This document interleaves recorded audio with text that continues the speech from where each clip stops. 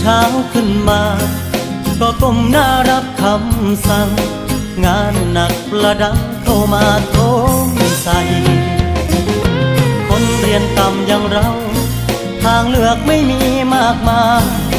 มีคนจ้างเอาไว้คือเป็นรางวัล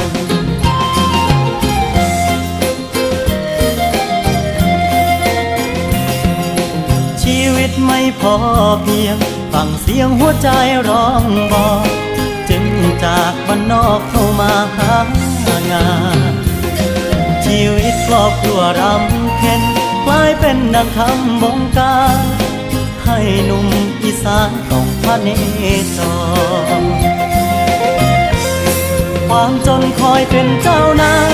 สั่งให้ขายแรงเป็นสินค้าดูดวงเดือนตางอาบ้านเกิดเมืองนอน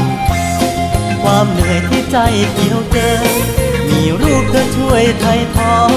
อยู่กับชีวิตปอนปอนเป็นคนจนไปวัน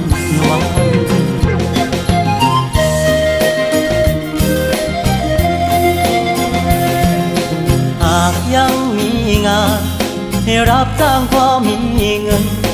ก็ยังคงเดินสู้ไปไม่หวั่นอยู่บนเส้นทางคน